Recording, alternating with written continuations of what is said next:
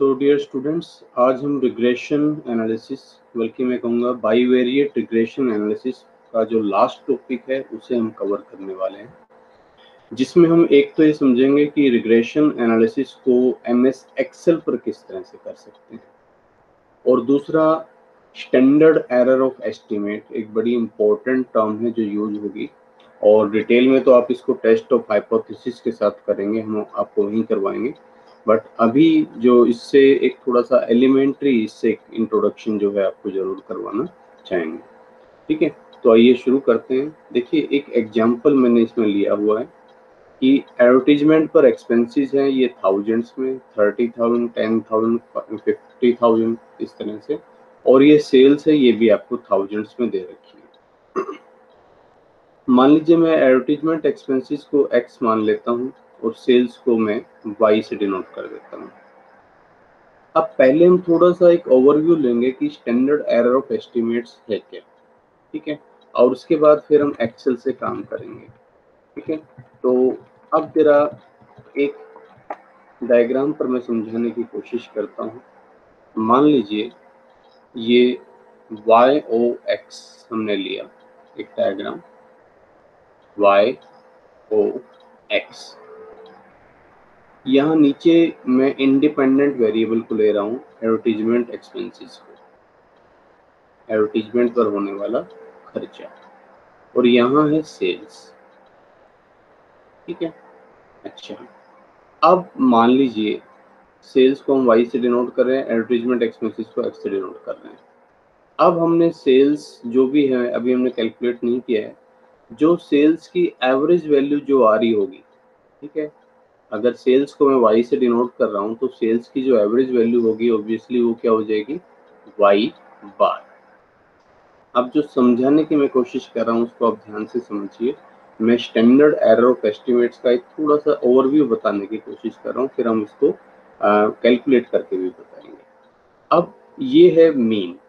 अब एक्चुअल जो वैल्यू होगी, अब मैं एक्चुअल लाइन यहाँ पर प्लॉट करूंगा, यहाँ दिखाऊंगा कि भाई सेल्स कितनी है, जैसे 500 है, फिर इसके बाद 400 आ रही है, 700 आ रही है, तो मैं इनको जब यहाँ प्लॉट करूंगा तो इस तरह से पॉइंट्स, एक्चुअल पॉइंट्स, इससे ऊपर कुछ नीचे, इस तरह से ये एक्चुअल पॉइंट्स यहाँ प्लॉट होते रहेंगे।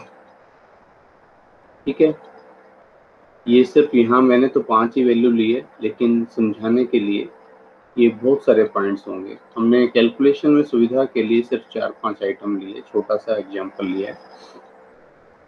अब देखिए एक्चुअल में जो वेरिएशन है सेल्स का वो कहाँ तक है, ये वाई बार है। वाई बार तो उसकी सेंट्रल वैल्यू को बताता है, एक तरह से सेंट्रल टेंडेंसी कि मिड वैल्यू उसकी ये है, लेकिन एक्चुअल में वाई यानी कि सेल्स यहाँ तक फैली हुई है। अगर मैं हाईएस्ट सेल्स की बात करूं तो सेल्स की मैक्सिमम वैल्यू यहाँ तक आती है।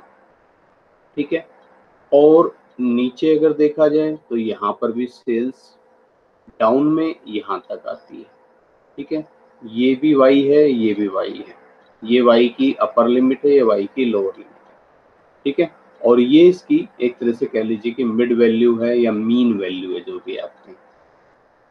तो ये पूरा का पूरा है वेरिएशन, जिसको हम बोलते हैं डेविएशन। ठीक है, तो ये सारा का सारा आप इसको डेविएशन कह लीजिए या वेरिएशन कह लीजिए। ठीक है, ये जो टोटल वैल्यू है इसको मैंने कहा भाई दिस इज टोटल वेरिएशन या डेविएशन कह लीजिए इन सेल्स, कि सेल्स की वैल्यू में टोटल डेविएशन कितना है, इतना डेविएशन हमें कुल मिलाकर। अब जब हम सीरीज जब फाइंड आउट करते हैं regression equation Y on X, अभी हम करेंगे भी, तो y की जो वैल्यू आप निकालते हैं, y की वैल्यू आपने कहा कि जो इंटरसेप्ट होगा, हम समझा चुके हैं इंटरसेप्ट क्या होता है। कि अब समझने वाली बात है, अगर एडवर्टीजमेंट पर मैं अगर बिल्कुल भी खर्चा नहीं करूं, 1 रुपये भी खर्च नहीं करूं, तो क्या सेल्स नहीं होगी? सेल्स तो फिर भी होगी। तो इंटरसेप्ट का मतलब अगर x वैल्यू 0 हो जाए, एडवर्टीजमेंट पर 1 रुपया भी खर्च नहीं किया जाए, तब भी जो सेल्स बनी रहेगी दैट इज इंटरसेप्ट। ठीक है, इसी के जो टेक्निकल लैंग्वेज है मैं उसी को यूज कर रहा हूँ। फिर इसके बाद रिग्रेशन कोफिशिएंट यानी कि स्लोप या रेट ऑफ चेंज जिसको हम बोलते आ रहे हैं, आप सिंपली बी वाई एक्स भी लिख सकते हैं उसको, ठीक है जी। और यहाँ पर एक्स की वैल्यू यानी कि एडवर्टीजमेंट का एक्सपेंसेस। तो इस तरह से इक्वेशन बनेगी। तो वहाँ पर जब हम बात करेंगे कि भाई अपना जो एडवर्टीजमेंट पर खर्चा कितना है, एक्सपेंसेस कितना है, 30। तो जब 30 है तो फिर वाई कितना होना चाहिए, हो सकता है 500 से कम आए, ज़्यादा है, ठीक है। अगर ये 100 है, ठीक है, एडवर्टीजमेंट पर खर्चा, तो सेल्स कितनी आनी चाहिए, ठीक है। तो एक्चुअल वैल्यू जो आएगी, सॉरी एक्चुअल वैल्यू नहीं, जो एस्टिमेटेड वैल्यू आएगी, तो ये जो एस्टिमेटेड वैल्यू होगी जिसे हम एस्टिमेट कर पा रहे हैं with the help of x series, x series की हेल्प से वाई ऑन एक्स जो इक्वेशन में जब हम एक्स की वैल्यूज पुट करके जो डेविएशन निकाल रहे हैं, वाई का कुल डेविएशन तो ये है, ये जो आप देख पा रहे हैं। अब इसमें से ये वाला जो डेविएशन है, इतना डेविएशन, ठीक है, ये जो है ये y की एस्टिमेटेड वैल्यू कहलाती है, वाई सी। अभी हम करेंगे इसको। तो ये भाई हम जो regression equation y on x में x की वैल्यू पुट कर रहे हैं, वहां से जो वैल्यू आनी चाहिए वो लोअर वैल्यू ये है, अपर वैल्यू ये है, ठीक है। इस वाले वेरिएशन को हम बोलते हैं explained variation. This is called explained variation. कि ये वेरिएशन जो है एक्सप्लेन हो रहा है, किससे हो रहा है, एक्सप्लेन बाय एक्स। ये एडवर्टीजमेंट के कारण हो रहा है, ठीक है। ये डेविएशन, इतना डेविएशन मैं पढ़ पा रहा हूँ, मेरी रिग्रेशन इक्वेशन पढ़ पा रही है कि भाई ये वाला डेविएशन किसके कारण से हो रहा है, ये डेविएशन एडवर्टीजमेंट एक्सपेंसेस के कारण हो रहा है। लेकिन ये जो डेविएशन है ऊपर जो, ये इस वाई सी, इस कंप्यूटेड वैल्यू से एक्चुअल वैल्यू वाई की दूर क्यों है, ठीक है। ये इसमें इतना डेविएशन क्यों आ रहा है ये वाला, या इससे ये नीचे क्यों है, ठीक है। इस वेरिएशन का नाम है अनएक्सप्लेन्ड वेरिएशन, ठीक है। This is called unexplained variation या डेविएशन, जो भी आप बोलें, ये अनएक्सप्लेन्ड वेरिएशन कहलाता है, ठीक है। यानी कि मैं समझाने के लिए आपको यूं कहूं कि भाई ये है तुम्हारा y बार, ठीक है, और y से एक्चुअल y से y बार के बीच में जो टोटल अंतर है, ठीक है, that is called total deviation, ठीक है। और इस टोटल डेविएशन में कुछ हद तक तो मैं एस्टिमेट कर पा रहा हूँ, किसकी हेल्प से, एस्टिमेटेड वैल्यू जो वाई सी आ रही है, एक्स की हेल्प से मैं एस्टिमेट कर पा रहा हूँ। तो एक तरह से मैंने बीच में वाई सी डाल दिया, तो वाई से वाई सी के बीच का डेविएशन और वाई सी से वाई बार के बीच का डेविएशन देखिए जरा, ये देखिए, वाई सी से वाई बार का डेविएशन, ये डेविएशन कहलाता है एक्सप्लेन डेविएशन या वेरिएशन। और वाई सी से वाई का, एक्चुअल वाई का जो डेविएशन है कि वे कंप्यूटेड वैल्यू, ठीक है, एक्चुअल वैल्यू से कितना दूर रह जाए, ये वाला डेविएशन, इसे कहते हैं अनएक्सप्लेन्ड वेरिएशन। Unexplained variation. और ये वाला कहलाता है एक्सप्लेन्ड वेरिएशन। अनएक्सप्लेन्ड वेरिएशन पहले मैं लिख दूं y माइनस वाई सी, या वाई सी माइनस वाई लिख दो। और वाई सी से वाई बार का जो डेविएशन, ये कहलाता है एक्सप्लेन्ड डेविएशन या वेरिएशन, एक्सप्लेन्ड वेरिएशन या डेविएशन, ठीक है। तो इस तरह से हम इस टोटल वेरिएशन को, टोटल डेविएशन को दो टुकड़ों में तोड़ देते हैं। और ये जो मेजरमेंट हमें करना है कि भैया ये अनएक्सप्लेन्ड वेरिएशन कितना रह गया, ठीक है, वही आपकी स्टैंडर्ड एरर, उसी को ही एरर ऑफ एस्टिमेट बोलते हैं। This is called error of estimate. अब अगर मेरे पास कोई ऐसी शक्ति हो कि वह एडवर्टीजमेंट पर जितने भी खर्चे होंगे मैं तुरंत बता दूं कि भाई इससे सेल्स इतनी होगी, 100% बिल्कुल एक्यूरेसी के साथ मैं बता रहा हूँ, तो फिर मैं उसको एस्टिमेट थोड़ी बोलूंगा, फिर तो मैं एक्चुअल वैल्यू ही बता रहा हूँ एक तरह से, लेकिन आपको पता है हम सिर्फ प्रिडिक्शन कर सकते हैं, रिग्रेशन की हेल्प से सिर्फ बता सकते हैं कि ये इतना हो सकता है। एक्चुअल वैल्यू में आपको पता है डेविएशन हो सकता है। अब आप एक्चुअल के जितना नज़दीक होंगे, आपने एस्टिमेट किया, एस्टिमेटेड के लिए हम वाई सी लिखेंगे, ठीक है। आपने एस्टिमेट किया कि सेल्स होनी चाहिए 500, ठीक है। अब एक्चुअल की सेल्स है मान लो वो भी 500, फिर तो कोई डेविएशन ही नहीं है। लेकिन अगर एक्चुअल की सेल्स मान लो अगर 520 भी है तो आप कहेंगे चलो बहुत ज़्यादा डेविएशन नहीं है, हमारा एक जो एस्टिमेशन है लगभग लगभग ठीक है।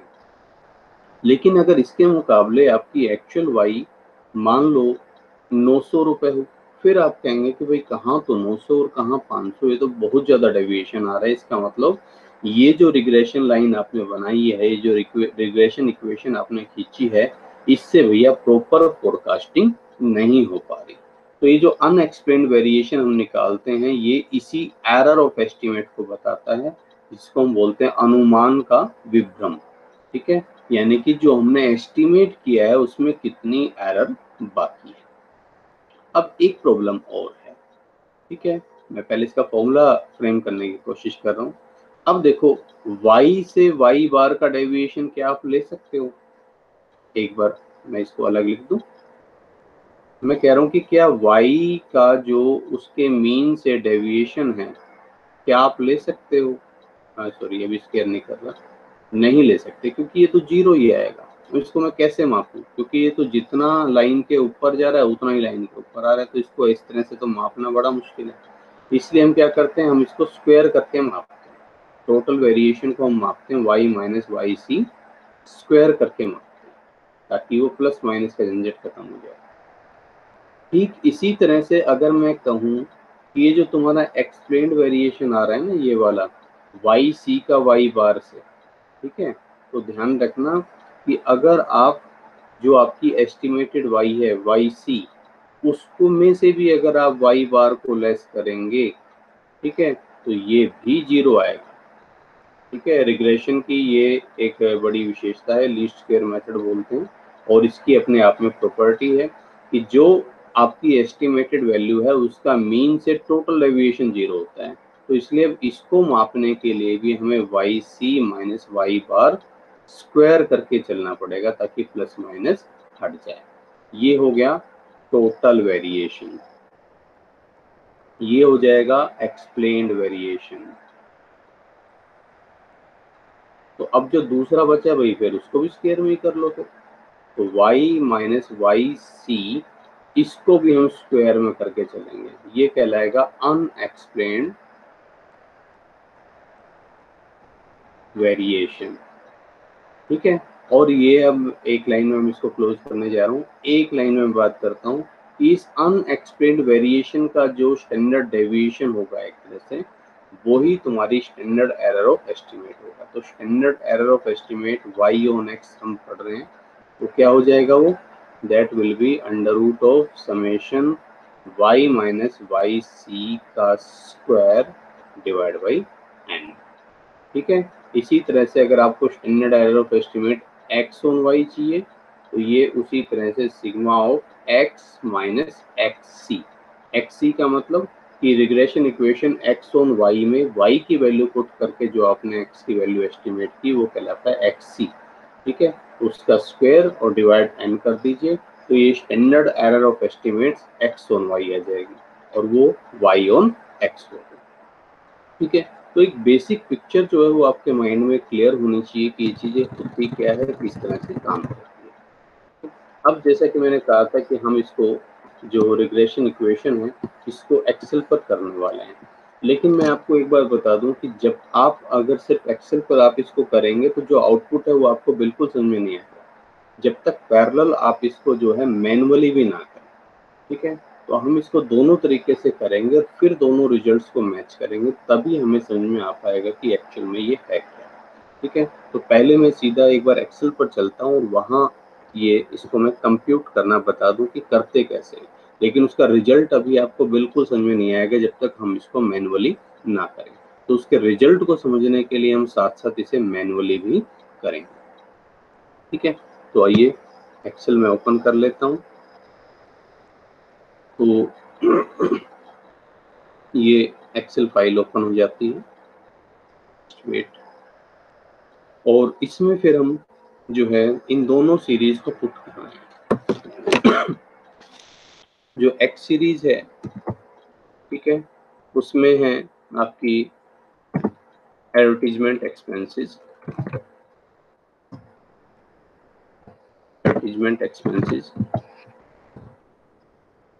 पूरा ना भी लिखें तो भी सिर्फ एक्स लिख दें तो उससे भी काम चल जाएगा, कोई समस्या नहीं। और वाई है हमारी सेल्स, ठीक है, इसको मैंने वाई से डिनोट कर दिया। अब छोटा सा एग्जांपल लिया मैंने ताकि फटाफट हो सके, कैलकुलेशन में ज़्यादा टाइम ना लगे।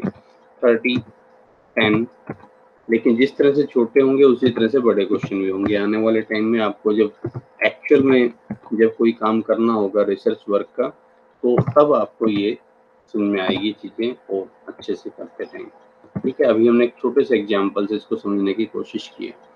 तो सेल्स है अपनी 500 बाई 400,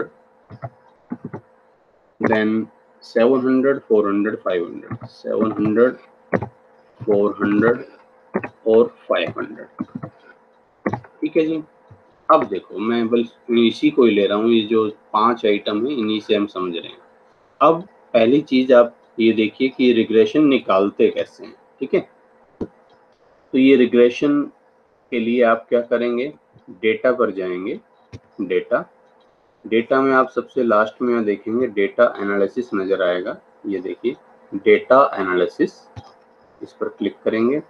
यहाँ से फिर अब आपको रिग्रेशन मिलेगा, यहाँ से रिग्रेशन सेलेक्ट करिए, ये रिग्रेशन हो गया, ओके करिए। अब जो बात मैं बता रहा हूँ उसको आप नोट करिए ध्यान से। देखिए इसमें सबसे पहले इन्होंने बोला इनपुट वाई रेंज, आप कहेंगे कि वाई रेंज अपनी ये रही है, डाल दीजिए। इनपुट एक्स रेंज, आप कहेंगे ये एक्स रेंज डाल दीजिए। यहाँ तो चलिए हम सेल्स ऑन एक्स, हम अपनी रिग्रेशन इक्वेशन क्या निकाल रहे हैं कि वाई ऑन एक्स ही हम निकाल रहे हैं, यानी कि सेल्स अपना डिपेंडेंट वेरिएबल और एडवर्टीजमेंट एक्सपेंसेस इंडिपेंडेंट वेरिएबल। लेकिन ध्यान रखिए अगर आपको एडवर्टीजमेंट एक्सपेंसेस ऑन सेल्स निकालना होता, ठीक है, तो उस केस में आपको फिर इस एडवर्टीजमेंट एक्सपेंसेस को वाई रख लेना चाहिए था और सेल्स को एक्स में। मतलब मैं ये कहना चाह रहा हूँ कि जो एक्सेल है उसमें जो वाई रेंज का मतलब ही है डिपेंडेंट वेरिएबल, जिसका इक्वेशन जिस पर मतलब जो एक्सेल है वो by default y on x ही लेकर चलता है। हम तो दोनों तरह से पढ़ते हैं, X on Y, Y on X, लेकिन एक्सेल में सिर्फ वाई ऑन एक्स ही पढ़ा जाता है। इसलिए जो भी जिसकी भी आपको इक्वेशन निकालनी हो, ठीक है, उसको वाई रख लीजिए, जिस पर निकालनी है उसको एक्स रख लीजिए। तो अब यहाँ हम सेल्स ऑन एडवर्टीजमेंट एक्सपेंसेस निकालने जा रहे हैं, तो सेल्स हमारा वाई है, एडवर्टीजमेंट एक्सपेंसेस एक्स है। नाम आपने एक्चुअल में से कुछ भी दे रखा हो, और अगर हमें एडवर्टीजमेंट एक्सपेंसेस ऑन सेल्स निकालनी हो यहीं पर ही, तो एडवर्टीजमेंट एक्सपेंसेस को फिर मैं वाई लिखूंगा और सेल्स को फिर एक्स, ठीक है। क्योंकि ये जो पहला कॉलम जो इनपुट रेंज है इसमें हमेशा कौन सा आएगा, डिपेंडेंट वेरिएबल, ठीक है। तो ये कंफ्यूजन ना हो, तो इनपुट वाई रेंज का मतलब इनपुट योर डिपेंडेंट वेरिएबल, कि आपका डिपेंडेंट वेरिएबल क्या है। तो ये हमारा डिपेंडेंट वेरिएबल, इसको हम सेलेक्ट कर लेते हैं, ये सेलेक्ट करते हैं। अब input x range, x range का मतलब है कि आपका जो इंडिपेंडेंट वेरिएबल कौन सा है, ठीक है। यहाँ हम सेल्स को निकाल रहे हैं एडवर्टीजमेंट एक्सपेंसेस पर, ठीक है। तो एडवर्टीजमेंट एक्सपेंसेस हमारे लिए इंडिपेंडेंट वेरिएबल है, यहाँ से इसको सेलेक्ट कर दिया, ये भी हो गया। अब उसके बाद जो इसमें बड़ी इंपॉर्टेंट चीज है वो ये लेबल्स, ठीक है। लेबल्स क्या होते हैं, लेबल्स का मतलब ये होता है कि देखो अब यहाँ आप ये 5 तो हमारी आइटम है 500, 400, 700, 400 और 500, लेकिन इसके ऊपर जो हेडिंग डली हुई है एडवर्टीजमेंट के एक्सपेंसेस और दूसरा जो है सेल्स, ठीक है। तो अब x को y से कैसे मल्टीप्लाई करेगा, मतलब जो कैलकुलेशन होगी 30 और 500 की हो जाएगी, 10 और 400 की हो जाएगी, लेकिन एक्स की वाई से कैसे होगी? एक्स और वाई तो जस्ट इसके नाम है, लेकिन सॉफ्टवेयर को कैसे पता चलेगा? तो सॉफ्टवेयर को हम बताएंगे कि भाई जो पहली रो है ना उसको आप इग्नोर कर देना कैलकुलेशन के पर्पज से, क्योंकि पहली रो तो हमने सिर्फ नाम डाला है उनको अलग अलग करने के लिए, कभी आप उसको भी कैलकुलेट करने लग जाओ। तो जो नाम है उसी का नाम है लेबल्स, ठीक है। तो अगर सिंपली मैं 30, 10, 50 ये बस दो सीरीज ऐसे लिखता, ये 50, 400, 700, ऊपर एक्स और वाई ये मैंने नहीं लिखा होता तो मुझे लेबल्स पर टिक करने की जरूरत नहीं थी।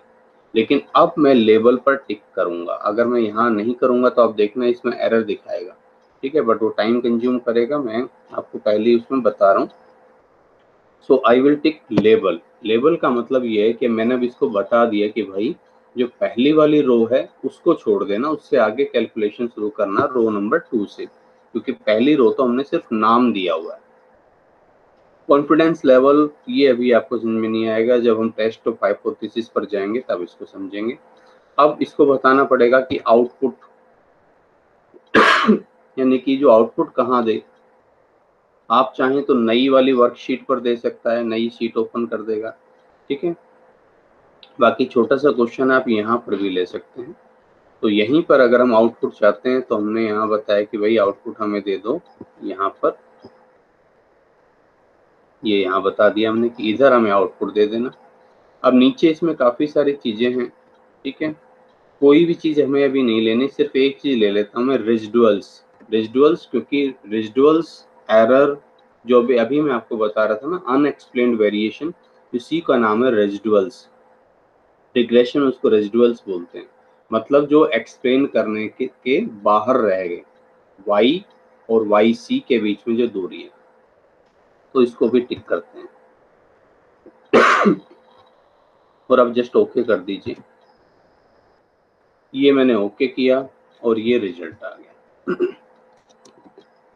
ठीक है। इस रिजल्ट में आप सबसे ऊपर तो देख रहे हैं आर, मल्टीपल आर, ठीक है। मल्टीपल इसलिए कह रहा है कि अगर ये तो अभी सिंपल हम दो सीरीज के बीच में पढ़ रहे हैं, अगर बहुत सारी सीरीज होती तो उनके बीच में रिग्रेशन होता है, उसको रिग्रेशन और कोरिलेशन निकालते हैं, उनको मल्टीपल रिग्रेशन और मल्टीपल कोरिलेशन बोलते हैं, ठीक है। तो तब भी ऐसे निकलता।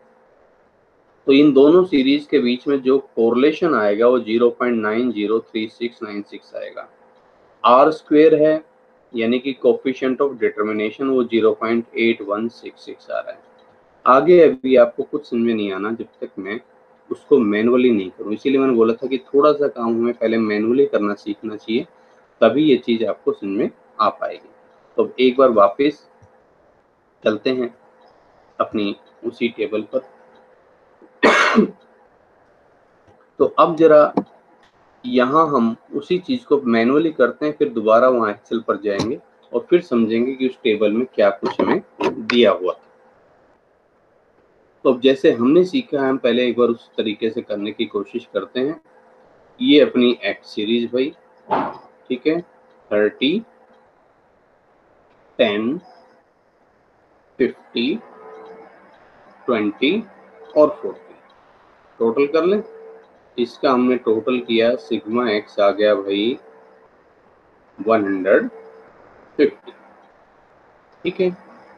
एक्स का एक्स बार से डेविएशन ले, small x, x minus x bar, जैसे हम पढ़ते आ रहे हैं। 30 पहले एक्स बार को निकालना पड़ेगा पर उसके लिए एक्स बार कितना हो जाएगा भाई, n5 है, so x bar will be 150 divide by 5 यानी कि 30 अपना एक्स बार आ गया। सो 30 माइनस 30 0, 10 माइनस 30 माइनस के 20, 50 माइनस 30 प्लस के 20, 20 माइनस 30 माइनस के 10, 40 माइनस 30 प्लस के 10, और आप देखेंगे ये टोटल तो जीरो ही आना है। Sigma small x always zero होता ही है, तो स्मॉल एक्स स्क्वायर कर दीजिए। स्मॉल एक्स स्क्वायर का मतलब एक्स माइनस एक्स बार का स्क्वायर, तो 0, 400, again 400, then 100, then 100, total sigma of x square is equal to 1000. Now y series थी 500, 400, 700, 400 और 500। टोटल किया सिग्मा y इक्वल टू आ रहा है 2500। ठीक है, अब यहाँ देखिए स्मॉल y यानी कि y माइनस वाई बार, तो y बार कितना आ रहा है भाई, जरा y बार कैलकुलेट करें। y bar equal to 2500 divide by 5 equal to 500। ठीक है, just a minute। तो ये अपना y बार आ गया। आगे बढ़ते हैं। अब y का y बार से डेविएशन 500 माइनस 500 0, 400 माइनस 500 माइनस के 100, 700 माइनस 500 देखिए जरा कितना आ रहा है 200, देन माइनस 100 और देन प्लस के नहीं 0। तो समेशन ऑफ स्मॉल y ये भी 0 आ गया। नाउ स्मॉल y स्क्वायर 10,000, पहला तो 0 हो गई, 10,000 फिर 40,000 फिर अगेन 10,000 और फिर ये 0। तो sigma of small y square is equal to ये हो गया भाई अपना 60,000। आगे बढ़े। अब स्मॉल एक्स वाई यानी कि इस स्मॉल एक्स को स्मॉल वाई से गुना करो, पहला तो 0 आ रहा है भाई। अगला -20 माइनस के 100 प्लस के 2000 हो गया, 20 और 200 ये कितना हो जाएगा भाई, ये हो गया 4000। ठीक है, और ये 10 और ये 100 ये बन गया भाई अपना 1000। ठीक है, तो टोटल अपना आ गया sigma of small X Y is equal to 7000। ठीक है जी। अब जैसा हमने सीखा हुआ है अभी हम उस तरीके से ही समझेंगे। थोड़ी देर के लिए भूल जाते हैं कि हमें सॉफ्टवेयर के बारे में कोई नॉलेज है, हम सॉफ्टवेयर से करने वाले हैं। ये मानिए कि हम मैनुअली कर रहे हैं। ठीक है, तो मैनुअली करते हैं तो आर कोरिलेशन कैसे निकाला करते थे, sigma of small X Y divide by under root sigma of small X square sigma of small Y square. ये है भाई 7000 आ रहा है अपना, अभी हमने कंप्यूट किया। सिग्मा ऑफ एक्स स्क्वायर ये है 1000 और सिग्मा ऑफ वाई स्क्वायर ये है जी 60,000। इसका अंडर रूट मैं मैनुअली कैलकुलेट कर रहा हूँ कितना आता है ये। 60,000 को मैंने 1000 से मल्टीप्लाई किया, इसका अंडर रूट किया और 7000 से मैंने इसको डिवाइड किया, तो ये वैल्यू आती है प्लस के 0.904। ये अपना कोरिलेशन आ गया, कोरिलेशन कोएफिशिएंट। ठीक है, अब यहाँ देखिए आर कोएफिशिएंट ऑफ डिटरमिनेशन।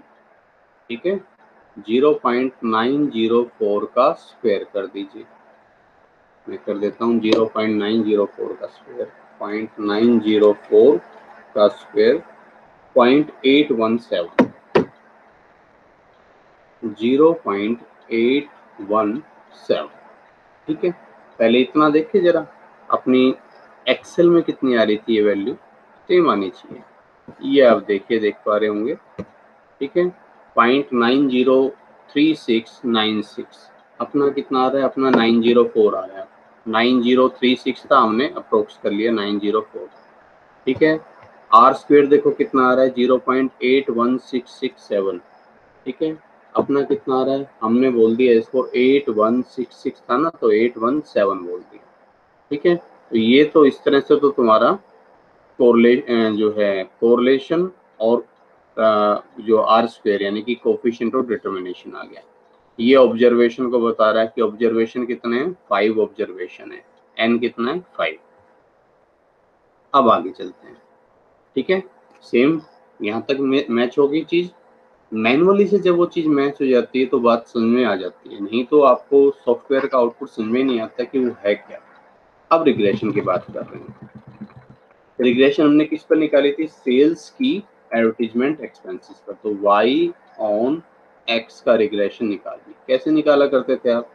तो पहले तो आप उसका रिग्रेशन कोफिशिएंट निकाल लो भाई, by(x) that would be summation of small xy divided by sigma of by(x) है ना, तो स्मॉल x स्क्वायर। तो ये तो 7000 है और स्मॉल x स्क्वायर 1000 है, ये आ गया 7। ठीक है, by(x) और bxy का प्रोडक्ट जो है अगर उनको मल्टीप्लाई करें तो वो एक से ज़्यादा नहीं होना चाहिए, बाकी अकेला इनमें से कोई एक कितना भी बड़ा हो सकता है। अब ये 7 आ रहा है, कभी आप सोचें कि गलत तो नहीं आ रहा है। अगर आपको डाउट है तो आप दूसरा निकाल कर देख लो, चेक कर लो। चेक करवाने के लिए सिर्फ कर रहा हूँ। bxy अगर मेरे को निकालना हो तो समेशन ऑफ स्मॉल xy यानी कि 7000 divide by summation of small x square जो कि है 60000। तो 7000 को मैं 60000 से डिवाइड करूंगा तो आता है 0.116। ठीक है, तो अब आप देख सकते हो दोनों के सेम साइन है, और अगर दोनों को गुना करेंगे तो 0.78 लगभग 0.8 के आसपास कुछ आएगा। तो इसका मतलब वो एक से कम ही है। तो हमने जो कैलकुलेशन की है वो ठीक है, उसमें कोई समस्या नहीं है। अब देखिए इक्वेशन कैसे निकाला करते थे। ठीक है, इक्वेशन निकलती है अपनी y minus Y bar equal to b y x x minus x bar. y minus Y bar कितना है? y बार हमने निकाला हुआ है 500। बी वाई एक्स अभी आपके सामने 7 कंप्यूट किया मैंने। x माइनस एक्स बार, एक्स बार कितना आ रहा था अपना? एक्स बार हमने कंप्यूट किया था 30। सो y इक्वल टू हो जाएगा 7x माइनस 210 और ये 500 इधर आकर प्लस के हो जाएंगे। तो इक्वेशन बनेगी अपनी ये वाली y equal to 7x plus के 290। ये अपनी रिग्रेशन इक्वेशन बनती है 7x प्लस 290, जिसमें 290 को हम क्या बोलते हैं? इंटरसेप्ट। मतलब अगर आपका एडवर्टीजमेंट पर खर्चा 0 भी हो, x अगर मैं 0 भी कर दूं तो भी भाई मेरी इतनी सेल्स तो रहनी ही रहनी। बाकी इसके बाद आप जितना भी एडवर्टीजमेंट पर खर्चा करोगे उसका 7 टाइम्स चेंज मेरी सेल्स पर देखने को मिलेगा। तो 7 है उसका स्लोप यानी कि रेट ऑफ चेंज। x की वजह से चेंज कितना आएगा? x की वजह से 7 टाइम्स चेंज आएगा।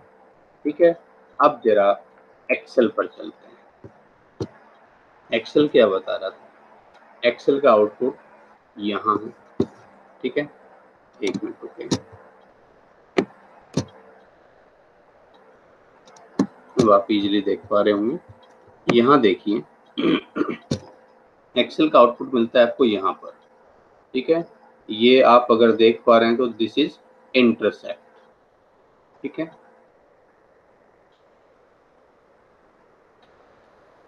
इंटरसेप्ट। ठीक है, और इंटरसेप्ट कितना आ रहा है अपना? 290। ठीक है, इसके बाद एक्स एडवर्टीजमेंट एक्सपेंसेस। एक्स का मतलब यहाँ ये है कि जो एक कोफिशिएंट बनेगा बी वाई एक्स वाला, मतलब एडवर्टीजमेंट एक्सपेंसेस की वजह से जो बनेगा वो क्या बता रहा है? ठीक है, वो है 7। तो यहाँ इक्वेशन आप जिस तरह से इक्वेशन बनाने के आदी हो चुके हो उस तरह से नहीं दिखती, इस तरह से मिलकर आएगी। और यहाँ आगे हम मल्टीपल रिग्रेशन पढ़ेंगे तो बहुत सारे वेरिएबल्स होंगे तो सबके लिए ऐसे निकाल कर दे देता है। ठीक है, यानी कि अब ये इंटरसेप्ट और 7 बता रहा है कि भाई अगर मुझे इक्वेशन बनानी हो तो इक्वेशन क्या बनेगी? इक्वेशन ये बनेगी कि y अपना yc जो है वो अपना किसके बराबर होगा?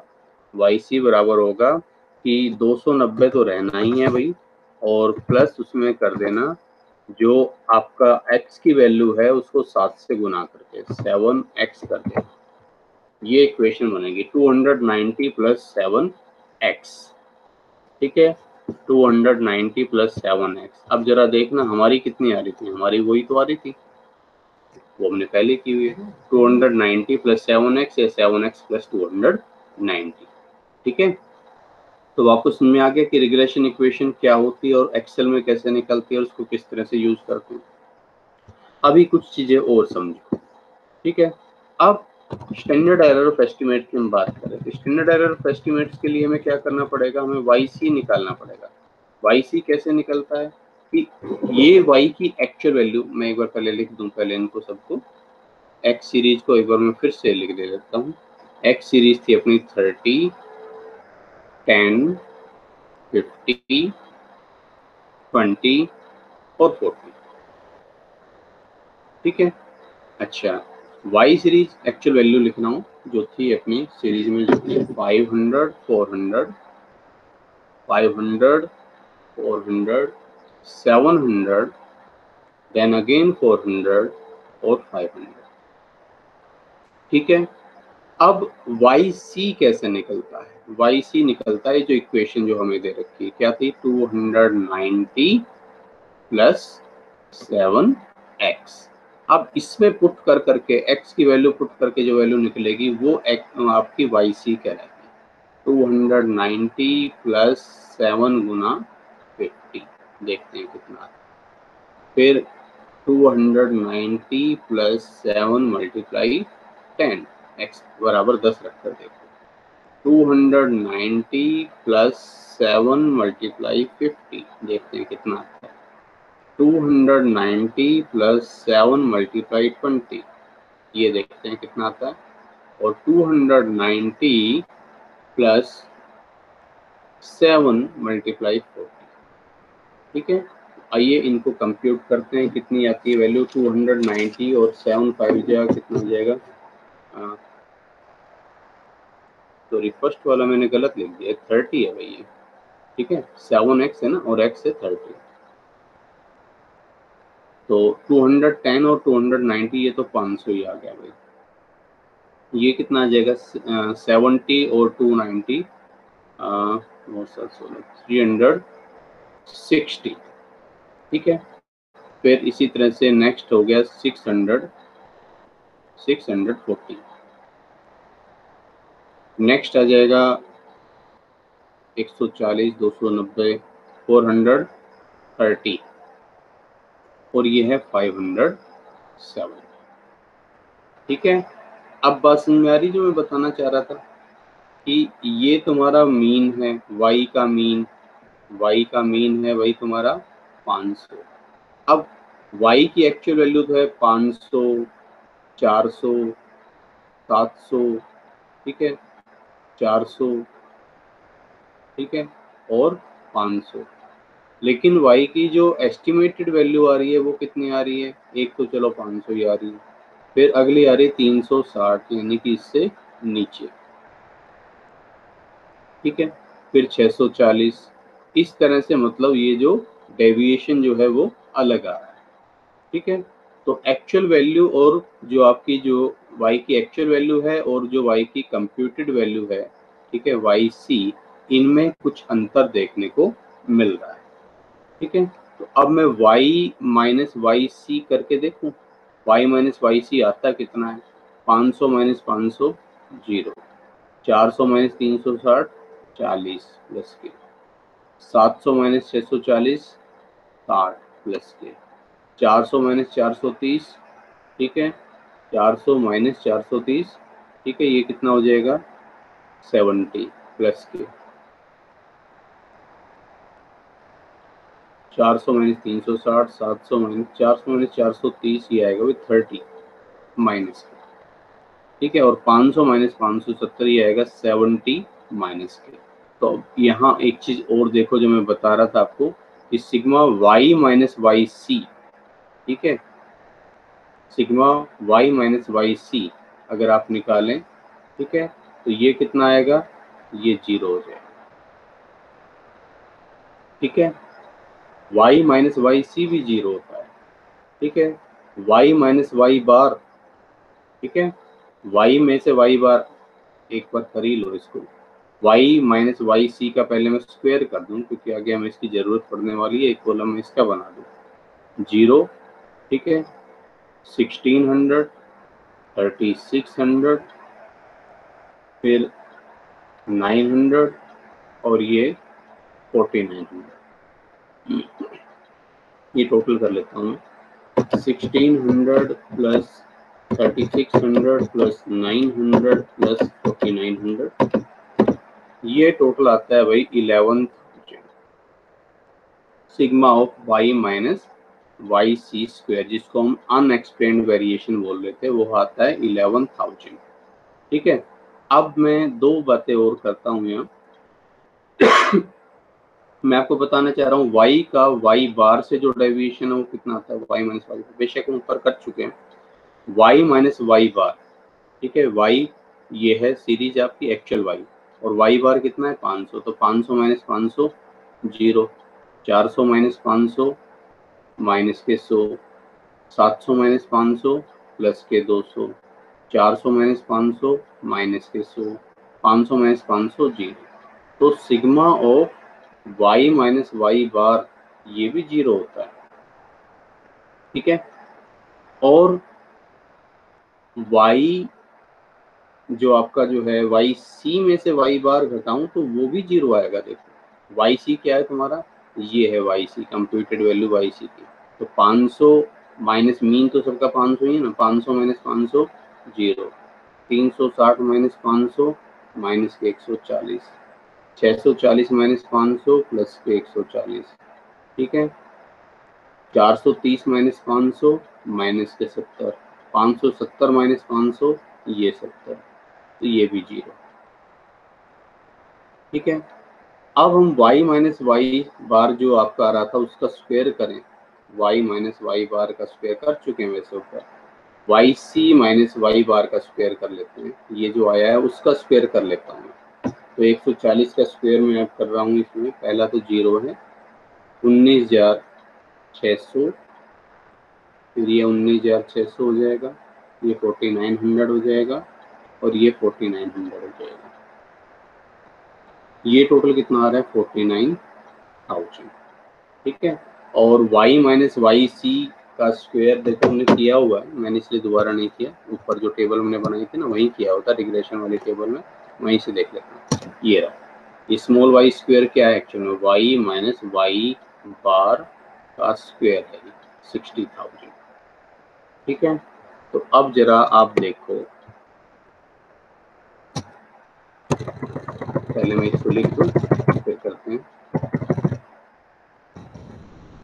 एक मिनट देखिए इसको, अब जरा देखो, हमें एक बात पता चली कि y sigma y minus Y bar, ये x माइनस एक्स बार भी होगा जब वो करेंगे तो 0 होता है। Sigma y c minus Y bar वो भी 0 होता है, कंप्यूटेड वैल्यू से डेविएशन लेंगे तो भी 0 होता है। ठीक है, sigma of y minus Y C ये भी 0 होता है। अब इसीलिए इनका डेविएशन मेजर करने के लिए हमें इनकी स्क्वायर्ड वैल्यू लेनी पड़ती है। तो सिग्मा y माइनस वाई बार का जो स्क्वायर है ये टोटल डेविएशन होता है, ये कितना आ रहा है 60,000। इसमें से वाई सी माइनस वाई बार, वाई सी से जो डेविएशन होता है उसका स्क्वायर, ये एक्सप्लेन्ड वेरिएशन कहलाता है, 49,000 आ रहा है, दिस इज कॉल्ड एक्सप्लेन्ड। और जो बाकी बच जाता है y माइनस वाई सी का स्क्वायर, ये 11,000, ये तुम्हारा अनएक्सप्लेन्ड वेरिएशन है। तो यहाँ अगर मुझे स्टैंडर्ड एरर निकालनी है, जिसकी हम बात कर रहे थे, स्टैंडर्ड एरर ऑफ एस्टिमेट मुझे निकालनी है, तो मुझे क्या करना चाहिए, standard error of estimates S Y X कितनी हो जाएगी कि unexplained variation sigma of y minus Y C का स्क्वायर, ठीक है, डिवाइड बाई n। यानी कि under root of 11,000 divide by 5, तो 11,000 को 5 से डिवाइड किया और उसका अंडर रूट कर दिया मैंने 46.904, ये इसकी वैल्यू आती है। ठीक है, अब इसका एक्चुअल मतलब क्या है वो हम आगे टेस्ट ऑफ हाइपोथेसिस में पढ़ेंगे। ठीक है, अभी हम यहाँ ज़्यादा उस पर डिटेल में नहीं जाएंगे। अभी आपको जो समझाना था वो लगभग मेरे ख्याल में मैं बता चुका हूँ। एक बात और बता दूँ मैं आपको, उसके बाद मैं वापस एक्सेल की तरफ ही जा रहा हूँ कि जो YC आपने कंप्यूट की थी, एक बार इसका टोटल करें। YC 500 plus 360 plus 640 plus 430 plus 570। मैं अगर टोटल कर रहा हूं तो इसका टोटल भी 2500 आ रहा है। ठीक है, और इसका मीन जो होगा वो 500 आ रहा है। ठीक है, देखते जाओ कितनी सारी बातें हमें पता चलती है और ये सब चीजें आगे आपको एनालिसिस में काम आनी है। आपके डाउट्स हैं वो कम करने वाले हैं। तो एक बात और ध्यान रखिए कि जो y का मीन होता है वो ही हमारे कंप्यूटेड y का मीन होता है, दोनों बराबर 500। जो y का टोटल आता है एक्चुअल y का, वही हमारे कंप्यूटेड y का टोटल आता है। ठीक है, जैसे दोनों 2500, और ये तीनों वैल्यू जीरो में आपको समझा ही चुका हूँ। और उनकी स्क्वायर्ड वैल्यू को क्या बोलते हैं वो भी मैंने बताया आपको। ठीक है, स्क्वायर्ड वैल्यू को बोलते हैं जब y माइनस वाई बार का स्क्वायर मीन से, तो ये टोटल डेविएशन, ये कहलाता है टोटल डेविएशन कितना है। YC minus Y bar square ये एक्सप्लेन, और y minus Y C square ये अनएक्सप्लेन्ड वेरिएशन हो जाता है। ठीक है, तो अब जरा एक बार एक्सेल पर चल के मैं सारी चीजें दिखाता हूँ है कहाँ। यहाँ आइए भाई, ये देख पा रहे हैं रिग्रेशन। रिग्रेशन क्या बता रहा है? रिग्रेशन बताता है एक्सप्लेन्ड डेविएशन को। ठीक है, ये 49,000 नजर आया आपको, ये आपका वही एक्सप्लेन्ड वेरिएशन है जिसको रिग्रेशन बता रहा है। ठीक है, यानी कि ये क्या बता रहा है, ये वाली वैल्यू ये हमें बता रही है कि y, ठीक है, YC का y के मीन से, मैं बार तो यहाँ कैसे लगाऊंगा, मैं मीन y लिख रहा हूँ, मीन y। ठीक है, और उसका स्क्वायर, स्क्वायर का मतलब मैं कैप 2 कर देता हूँ। ठीक है, ये जो वैल्यू आएगी ये वाली, वो ये 49,000 है। अब आप देखें रेजिडुअल्स। ठीक है, इस रेजिडुअल्स का नाम ही है एरर। ठीक है, यहाँ लिख देता हूँ एरर, एरर या अनएक्सप्लेन्ड।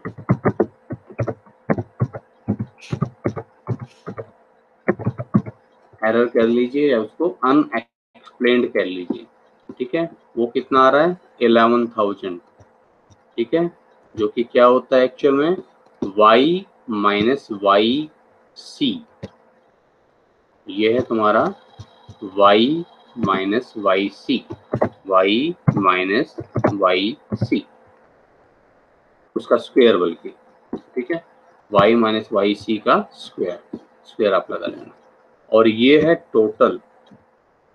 ठीक है, टोटल का मतलब हो गया ये है तुम्हारा 60,000 क्या है y माइनस वाई बार का स्क्वायर, ये टोटल डेविएशन होता है। रिग्रेशन इसी डेविएशन को दो टुकड़ों में तोड़कर आपको बताता है।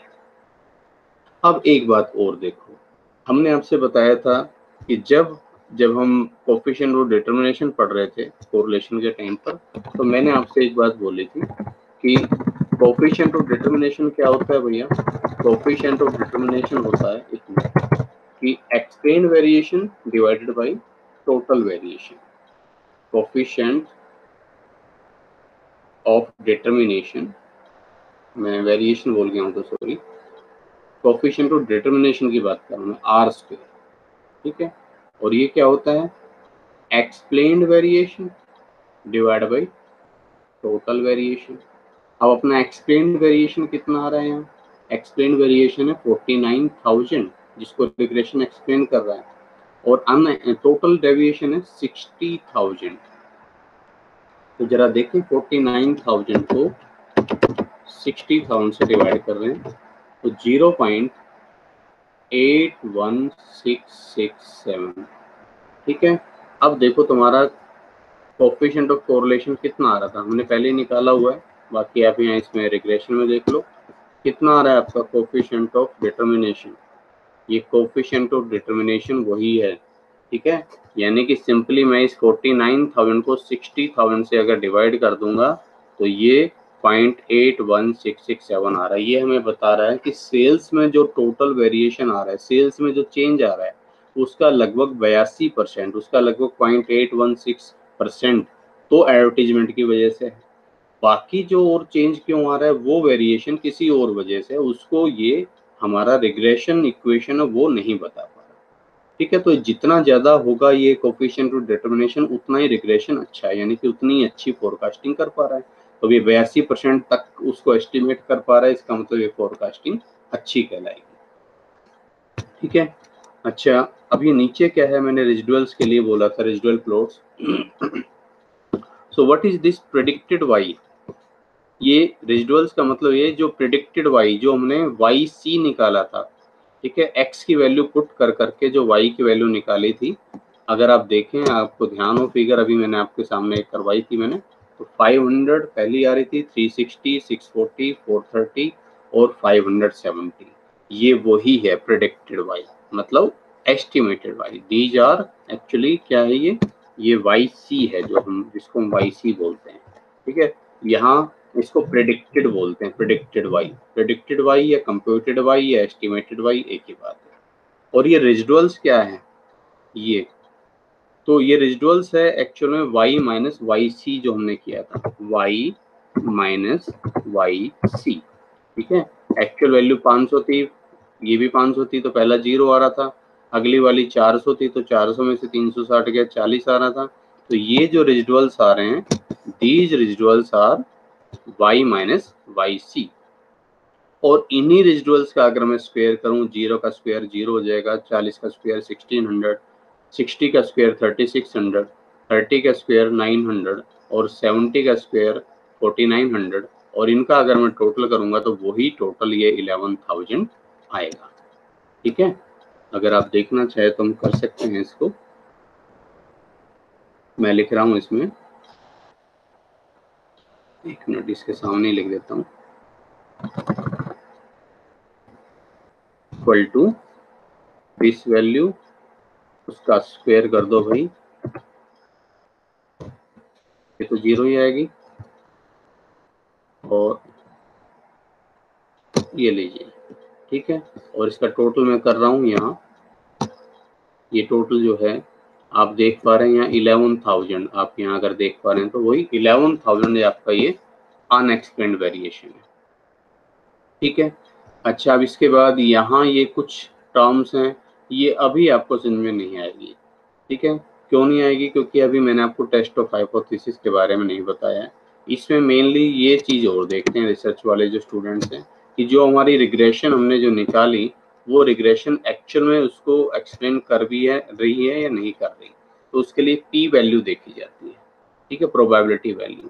तो जनरली रूल ऑफ थंब ये बताया जाता है कि अगर ये पी वैल्यू 0.05 से कम है, ठीक है, 0.05 से अगर ये कम है तो हम मानते हैं कि ये सिग्निफिकेंटली हमारी जो रिग्रेशन है वो जो उसको एक्सप्लेन कर रही है, यानी कि रिग्रेशन इक्वेशन ठीक है, एक्चुअल में इसको एक्सप्लेन करने वाली है। और 0.05 से अगर ज़्यादा आती है वैल्यू, ठीक है, तो हम कहते हैं कि नहीं, ये सिग्निफिकेंटली उसको एक्सप्लेन नहीं कर रही। तो ये सिग्निफिकेंट कब माना जाता है, ठीक है, ये सिग्निफिकेंट तब होता है कि if P is less than 0, अगर p 0 से कम होता है। उसके पीछे कारण क्या है? उसके पीछे वैसे तो जब हम नॉर्मल डिस्ट्रीब्यूशन को जब पढ़ेंगे तब वहाँ डिटेल में और चीज़ें समझ में आएगी, ठीक है। बट फिर भी अगर थोड़ा सा अगर मैं यहाँ बताना चाहूँ आपको, तो कुछ इस तरह से काम होता है कि ये आपका नॉर्मल प्रोबेबिलिटी कर्व होता है, मोटे तौर पर यूँ समझ लो, ठीक है। और ये आपकी मेन लाइन होती है यहाँ पर। इसमें हम लेवल ऑफ सिग्निफिकेंस लेते हैं, वो लेवल ऑफ सिग्निफिकेंस आपको बताएंगे कि होता क्या है।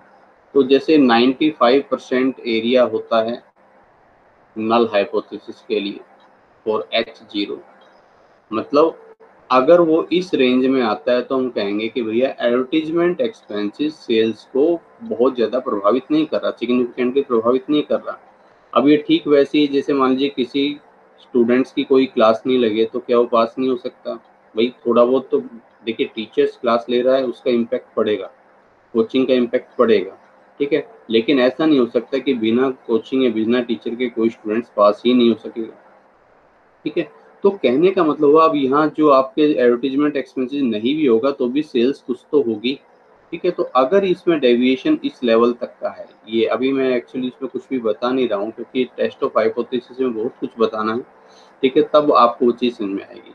तो नॉर्मल आप कह लीजिए कि जब तक इस रेंज में होता है तब तक तो हम कहते हैं कि नहीं, एडवर्टीजमेंट एक्सपेंसेस कोई सिग्निफिकेंटली प्रभावित नहीं कर रहा। हम कह नहीं सकते पक्का कि हाँ एडवर्टीजमेंट एक्सपेंसेस सेल्स को प्रभावित कर ही रहा है अगर इस रेंज तक आता है। लेकिन अगर वो इस रेंज से बाहर चला जाए, या तो इधर आइदर इन दिस साइड, ठीक है, आइदर दिस साइड और दिस साइड, ठीक है, तो हम बोलते हैं कि हाँ भी ये सिग्निफिकेंटली इफेक्ट कर रहा है। तो 5% का मतलब होता है 5% यही होती है ये वाली साइड। तो 5% दोनों तरफ 2.5% बटी हुई होती है, 2.5% यहाँ, 2.5% यहाँ।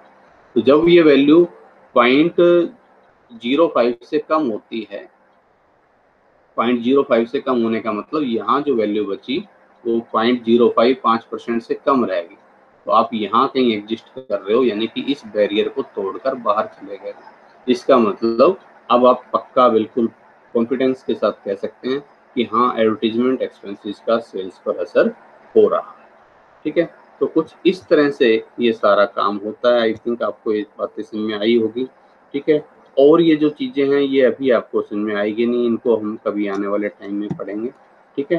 तो ये जो मेन कंसेप्ट है, एटलीस्ट आप इन सब चीज़ों को जो मैंने बताया, मल्टीपल आर क्या होता है, आर स्क्वेयर क्या होता है, पी वैल्यू क्या होती है, और ये जो रेजिडुअल्स वगैरह इनको आप समझें, और रिग्रेशन इक्वेशन आपको कहाँ मिलती है, ये इंटरसेप्ट है और ये आपका स्लोप है, ठीक है। तो आप इन सब चीज़ों को भी अगर एक बार अच्छे से दोबारा से करते हैं, प्रैक्टिस करते हैं, और एक्सेल पर अगर आप करें तो मेरी सलाह यही है कि कोई मीनिंगफुल क्वेश्चन करें, उसको मैनुअली भी करके देखो और फिर आप उसको जो है सॉफ्टवेयर पर भी करो, ठीक है। तभी उसका कुछ फ़ायदा है, तभी वो आपको चीज़ समझ में आएगी जब आप उसको एक्चुअल से मिलाएं, ठीक है। तो ये दोनों चीज़ें आपको समझ में आ गई होगी कि एक्सेल का यूज़ कैसे करते हैं, और आपकी जो एरर एक्सप्लेन्ड वेरिएशन और जो अनएक्सप्लेन्ड वेरिएशन क्या होता है, ठीक है। तो उसको आप कर लीजिए अच्छे से प्रैक्टिस, ठीक है। बाकी आगे नेक्स्ट टाइम।